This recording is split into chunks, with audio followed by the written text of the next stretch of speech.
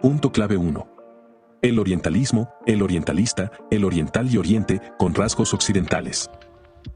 Justo antes de la invasión conjunta estadounidense y británica de Irak, los medios de comunicación estaban a la caza de orientalistas.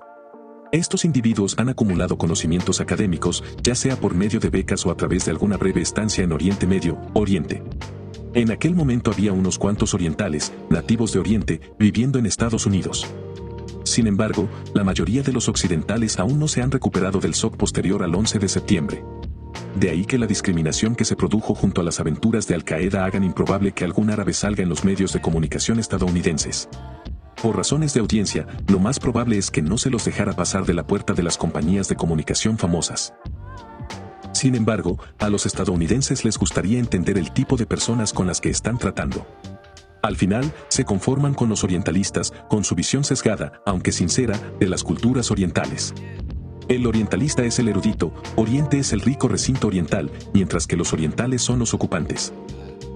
Europa tuvo un alegre paseo colonial por el continente asiático y en el proceso dio a los intelectuales europeos una visión sesgada de la originalidad de la cultura oriental.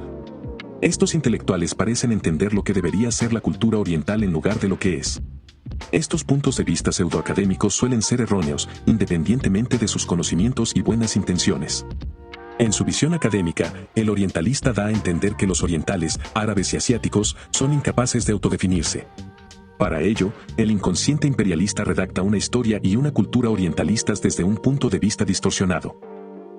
Para cada persona sin identidad cultural, siempre habrá alguien que le dicte no solo lo que cree que es, sino lo que debería ser. Por desgracia, la discriminación cultural no se limita a Occidente.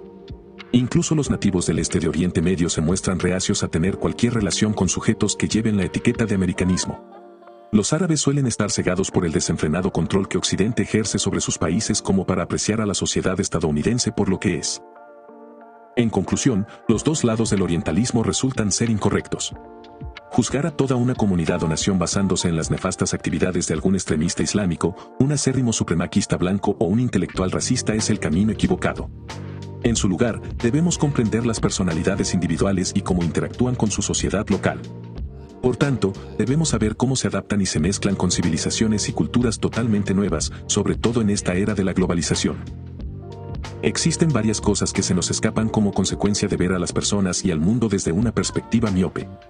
Este resumen te ayudará a ampliar tu perspectiva del mundo y a comprender las principales ideologías que conforman el mundo moderno. Punto clave 2. La categorización absoluta del orientalismo y los factores determinantes. Se cuenta la historia de un colonialista que pasó 25 años en Egipto Oriental, desempeñando diversos cargos administrativos. El saber estar de este funcionario al servicio de la corona británica le valió ser objeto de una regia recepción en el Reino Unido tras su jubilación.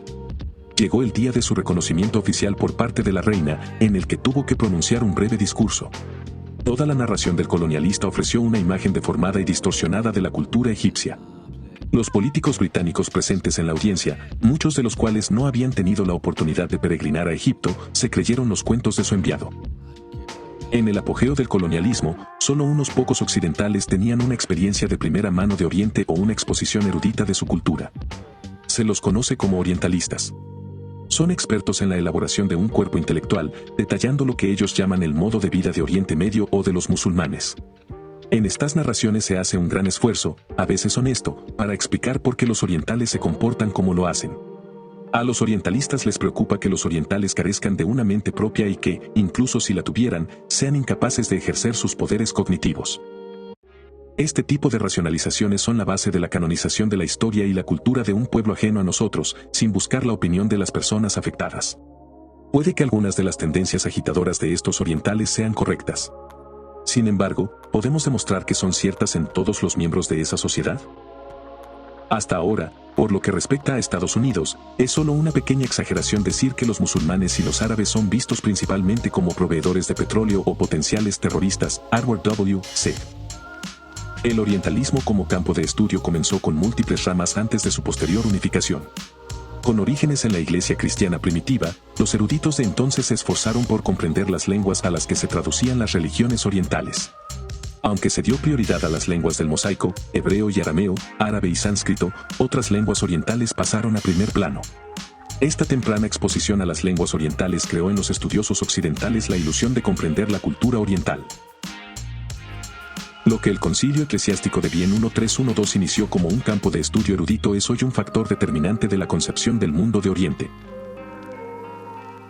Punto clave 3. La falacia de establecer entidades sobre la base de conocimientos arbitrarios y teóricos.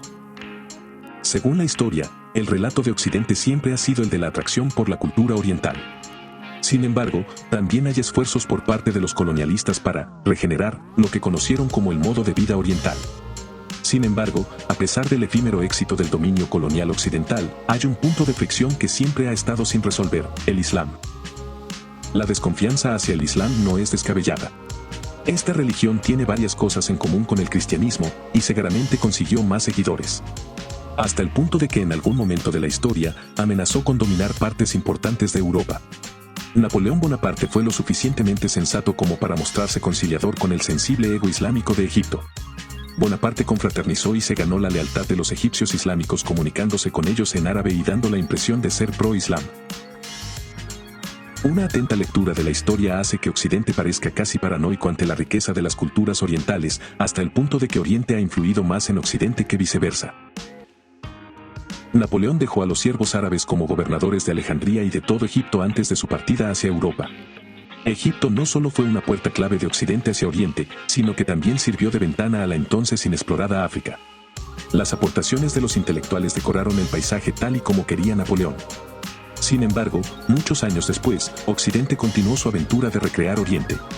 Lo hizo a través de Ferdinand de Lesseps, que se aventuró a construir el Canal de Suez en 1882. La impresión común es que Occidente era pionero en un proyecto singular como ese. Sin embargo, los antiguos egipcios se habían embarcado en proyectos de similar envergadura en la época medieval, sin que hubiera aportaciones externas de otras civilizaciones. Desde el principio de la especulación occidental sobre Oriente, lo único que éste no podía hacer era representarse a sí mismo. La evidencia de Oriente solo era creíble después de haber pasado y haberse hecho firme por el fuego refinador del trabajo de los orientalistas, Edward W. Said. Occidente es culpable de encontrar una forma más fácil de entender la mente oriental a través de la literatura que de la interacción real. Sin embargo, tal vez el error no sea un signo de ignorancia por parte de Occidente, sino que podría tratarse de un esfuerzo por imponer valores, suprimir lo que ya existe y ejercer la autoridad. Es decir, imponer sutilmente lo que debería ser cierto en Oriente mientras se ignoran selectivamente las entidades establecidas. Punto clave 4. La redefinición social de las creencias y la ingeniería de los valores. La obra incompleta de Gustave Flaubert Bouvard de Pécuchet es un claro reflejo de la metamorfosis intelectual de Europa. El libro hace una analogía de los esfuerzos inútiles de Occidente por desarrollar diferentes cuerpos de conocimiento, para luego caer en la depresión. Después de intentar diversas habilidades, Bouvard se conforma con convertirse en copista, con lo que su pareja está de acuerdo. Flaubert también ironiza sobre el futuro de Europa, afirmando que ésta ha sido regenerada por Asia. Por regeneración, Flaubert entiende la liberación de la fuerza impulsora del materialismo y el mecanicismo que mantuvo a Europa cautiva durante años. Los dominios orientales, como India y Oriente Medio, parecen controlar mejor sus caprichos y su avaricia que los occidentales. Si la expedición de Napoleón, 1798 a 1801, abrió las puertas de Oriente, obras eruditas sobre orientalismo pusieron los cimientos. Académicos como Silvestre de Sacy y Ernest Renan contribuyeron significativamente a la fundación del orientalismo como campo de estudio.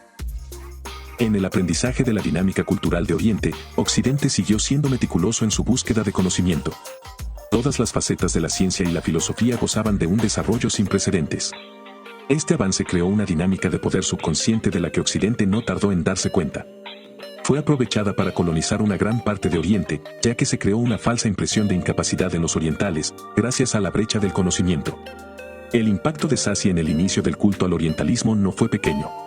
Aunque empezó como copista, su temprana exposición a los textos orientales le proporcionó la mejor experiencia de las culturas orientales.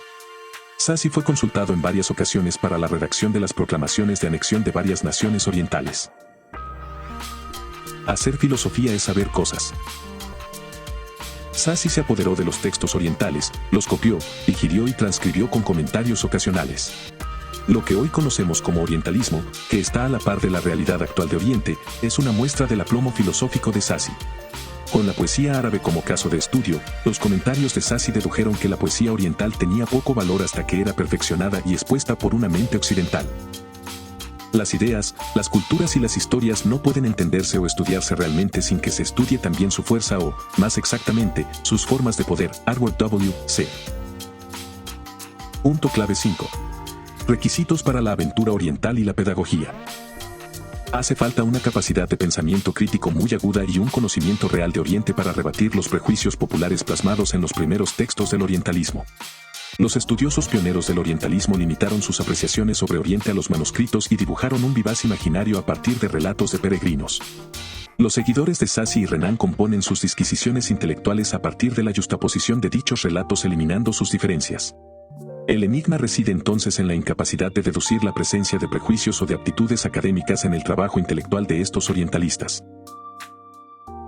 Los orientalistas se muestran en su mayoría desinteresados e incapaces de hablar de individuos, en su lugar, predominan las entidades de carácter abstracto. Ante las reservas sobre el tema se hizo una criba de los relatos de viajeros que visitaron los orientes en el siglo XVIII. Aún así, pueden ofrecer más información sobre la riqueza y los valores de Oriente que algunos intelectuales sentados en la mesa del copista de una hipotética abadía remota.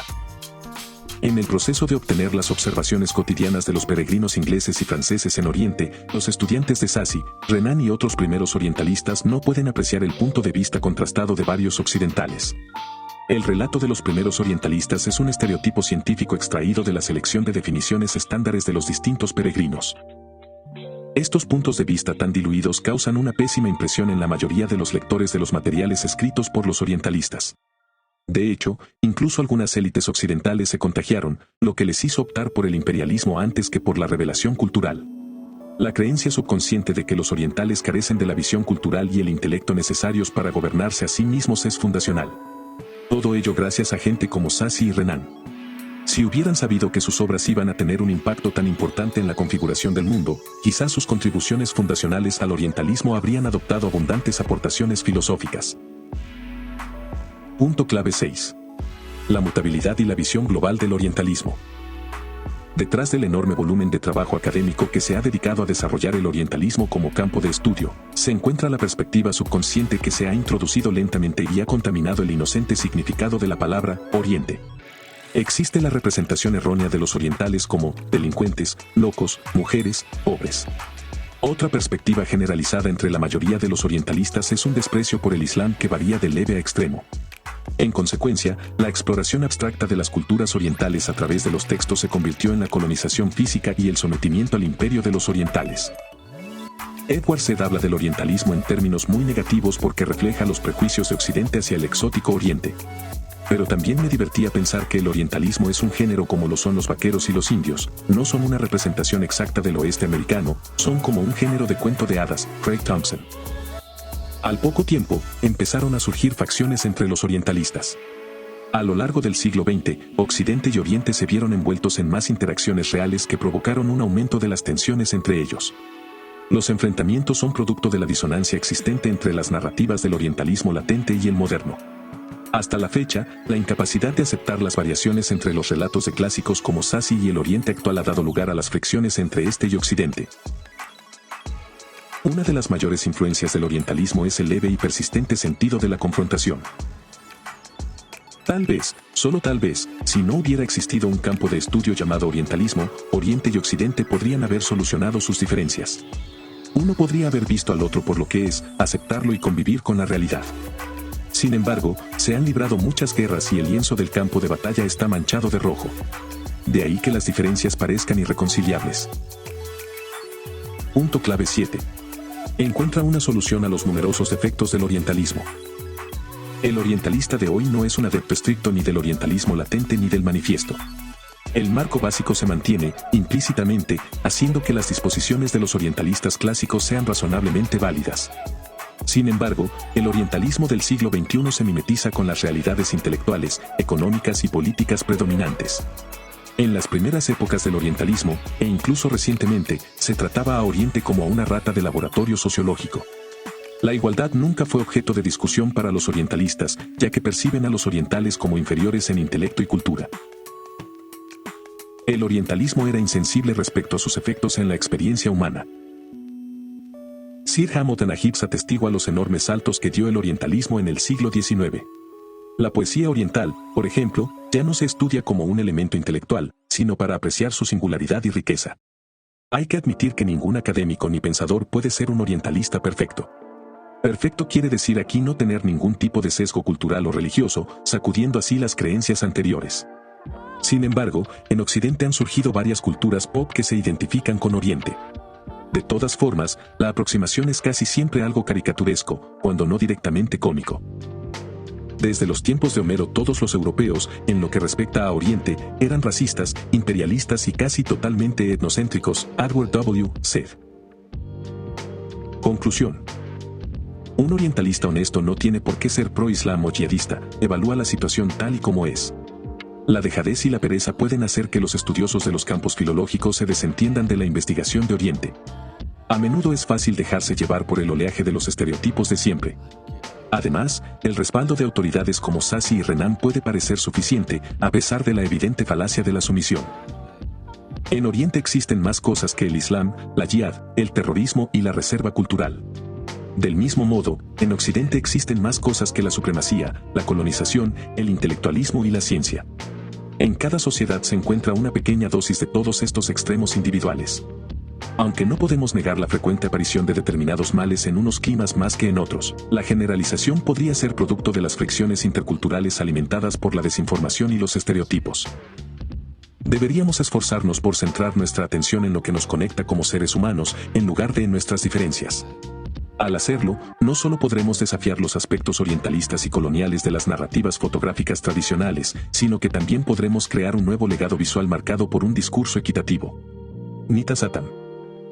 La esencia del análisis y la evaluación de la persistente influencia del orientalismo es encontrar una salida del desierto en el que éste se ha adentrado. El académico contemporáneo debe ser capaz de mirar más allá de los estereotipos. Además, es necesario liberarse de todos los prejuicios sobre las culturas que pueden entrar en nuestro nicho de estudios orientales. Prueba esto. Esfuérzate para identificar los numerosos estereotipos sobre las culturas extranjeras que hayas podido aceptar sin comprobar los hechos. Posteriormente, intenta evaluar a las personas que conozcas en función de sus valores y experiencias. Antes de llegar a una conclusión sobre una idea o un individuo, deberías hacerte las siguientes preguntas para evitar caer en estereotipos. La idea en cuestión presenta un perfil de persona de una determinada raza con un rasgo de carácter concreto. ¿Te sientes incómodo cuando tienes que formar equipo con individuos de otro género o raza para interacciones profesionales o sociales?